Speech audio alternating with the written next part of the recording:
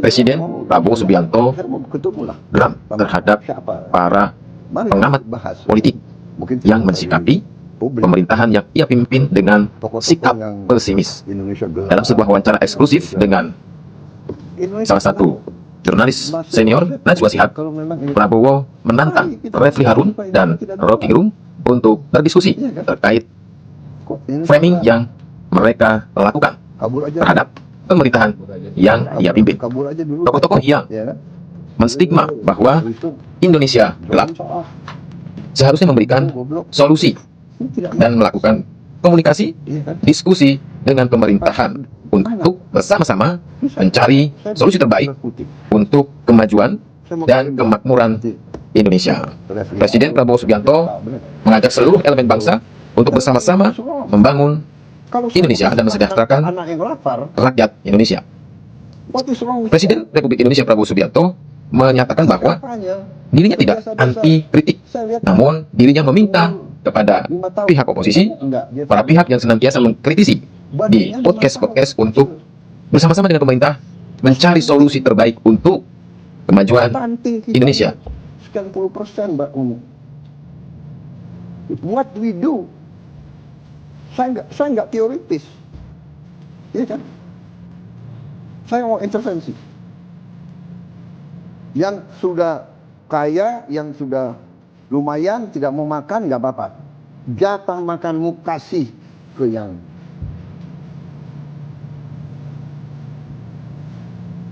ini sesuatu yang tidak bisa saya terima di hati saya.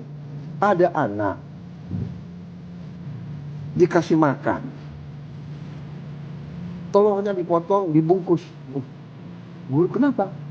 Untuk adik saya di rumah. Ada anak dikasih bingkis, dikasih, tidak makan.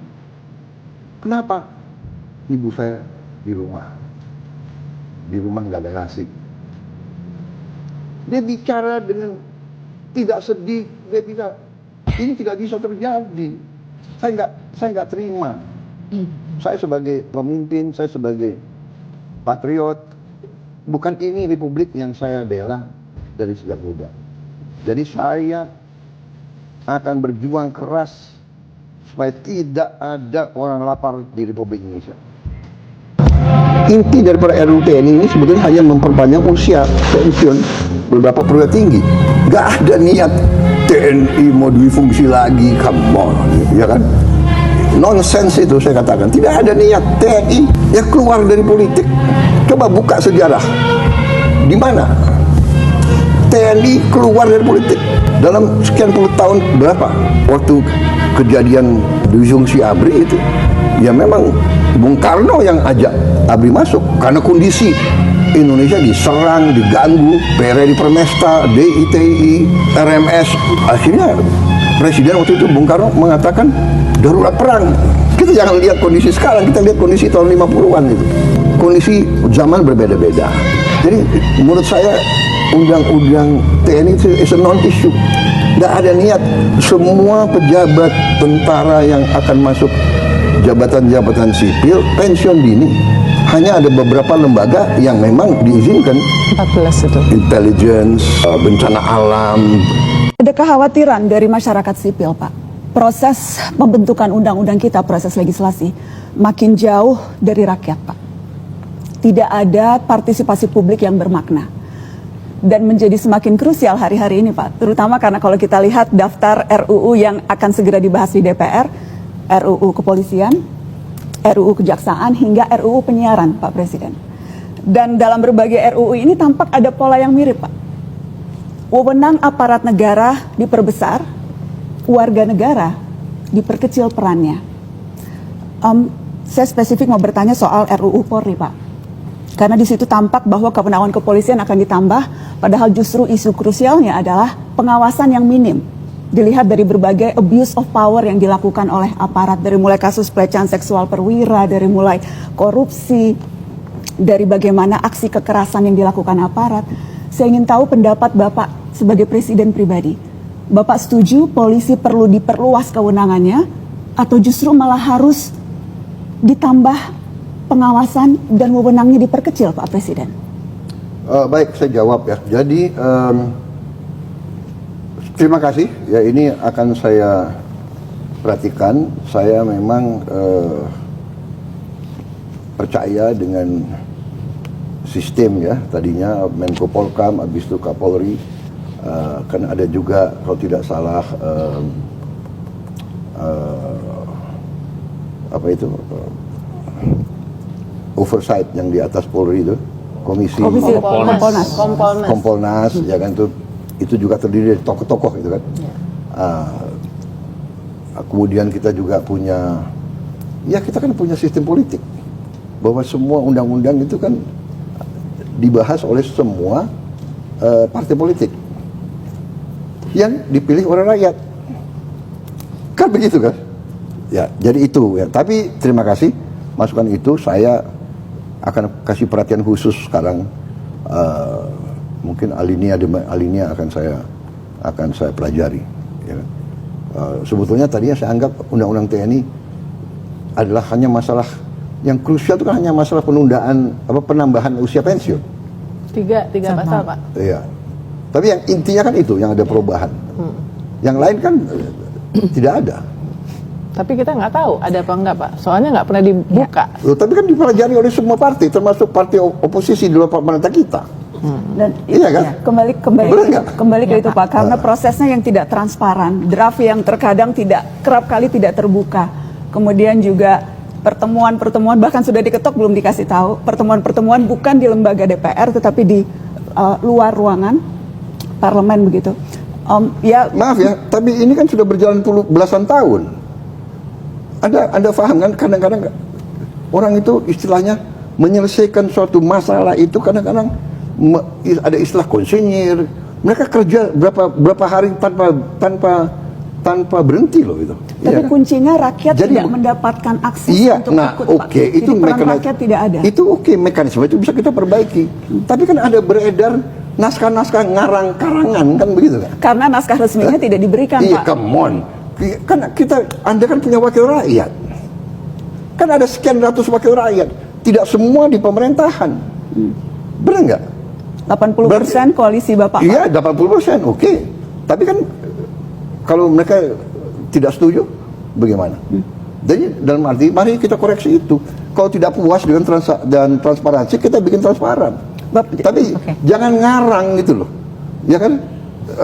Ngaku bahwa ini draft, ya kan? Orang kita aja belum, saya sendiri sebagai presiden belum bikin surat ke DPR kok, iya kan? Pak boleh Ya, tadi baik. Pak, apakah Bapak sependapat harus bahwa beralih, perlu, ke ini pertanyaan yang tadi belum dijawab. Apakah Bapak sependapat bahwa polisi Satu perlu pertanyaan terakhir ya, diperluas? ya. Apakah polisi perlu diperluas kewenangannya, Pak, sesuai dengan minimal draft yang saat ini kita lihat beredar? Ya udah lihat draft yang beredar. Ya. saya akan pelajari draft itu. Tapi pada prinsipnya Bapak setuju polisi perlu ditambah kewenangan atau tidak, Pak? Pada prinsipnya polisi harus diberi wewenang yang cukup untuk melaksanakan tugasnya. Ya. Kalau dia sudah diberi wewenang cukup, ya kenapa harus ditambah? Jadi ini tinggal kita menilai secara arif gradasi itu, ya kan?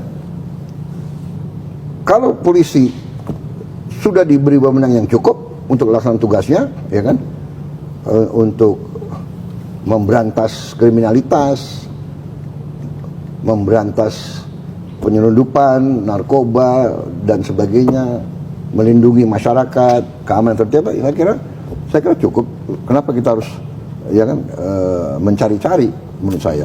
Pak, ketika tadi baik. Bapak, ketika Maaf, waktu kita sudah habis, kita harus berikan dulu kesempatan kepada yang lainnya, Pak. Gak apa-apa, saya bisa. Oke. Terima kasih Bapak. Tadi saya mau follow up ketika Bapak bilang sudah memperingatkan dan nanti sebelum nanti akan ambil tindakan kepada kepolisian. Tadi Bapak mengatakan itu. Tidak hanya kepolisian, semua Seluruh aparat. institusi. Ya. Nah, ukurannya apa, Pak? mana momen indikator yang Bapak rasa ini memang sudah waktunya ambil tindakan? Apakah beragam kasus yang terjadi belakangan? Apakah itu belum cukup untuk Bapak mengambil tindakan seperti tadi kata Bapak?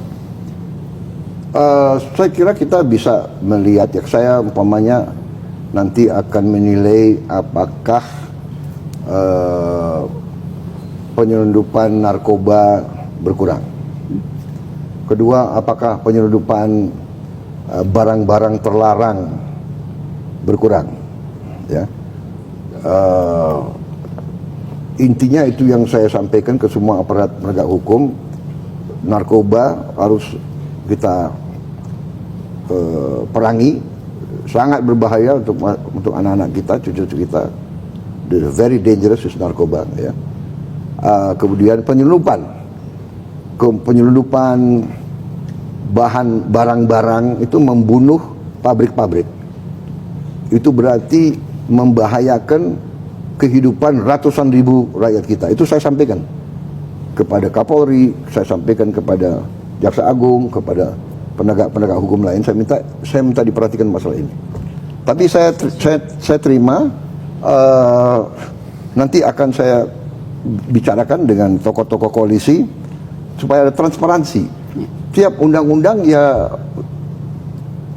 ada dengar pendapat, undang semua stakeholder, dibahas, ya kan? Tapi juga kita harus juga nanti mungkin Mensesnek dan tokoh-tokoh kita bahwa naskah yang sah itu diungkapkan kepada masyarakat. Ini yang sah, naskahnya, supaya nggak beredar macam-macam fiktif. Tapi ini kan biasa orang Indonesia kan, benar nggak? Sebelum saya umum ke kabinet sudah banyak daftar kabinet yang beredar dan yakin gitu loh. Ya kan, saya bicara orang dekatnya Pak Prabowo. Iya kan? Daftar harapan itu Pak. Daftar harapan. Orang-orang yang harap mau.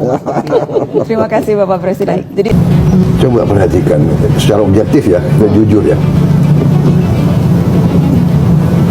Apakah demo-demo itu murni atau ada yang bayar? Harus objektif dong. Iya kan?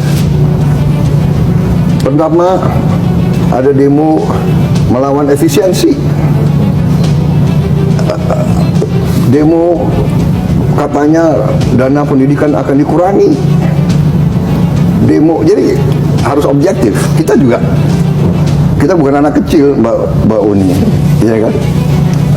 Kita hormati hak untuk berdemo, asal demonya damai, tidak mau menyulut kerusuhan.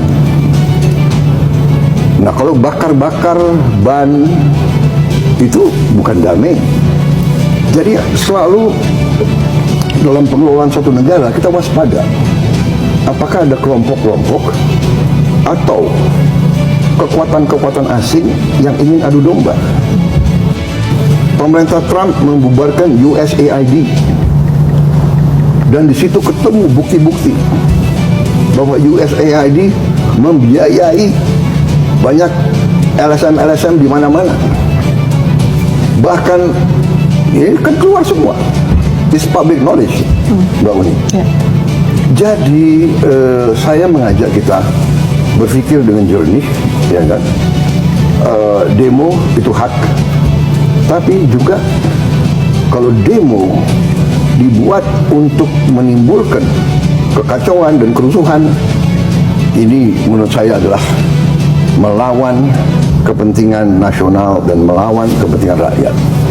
Di mana kita bisa punya suatu organisasi yang pemimpinnya ganti tiap tahun. Nah, di situ saya sebetulnya mengatakan, saya bilang, ini kalau tidak ini berapa jenderal kita harus kita ganti sekarang. Jadi saya mohon kalau bisa, inti daripada RUU TNI ini sebetulnya hanya memperpanjang usia pensiun beberapa perwira tinggi. Gak ada niat TNI mau difungsi lagi, come on, ya kan? Kita sadar waktu itu, Pak Wiranto, Pak Yudhoyono, ya kan? Agus Wiradikusuma, termasuk saya yang dorong. Saya pertama di dalam dalam TNI yang mengatakan civilian supremacy. Saya tunduk dan saya buktikan bahwa saya tunduk kepada pemimpin sipil.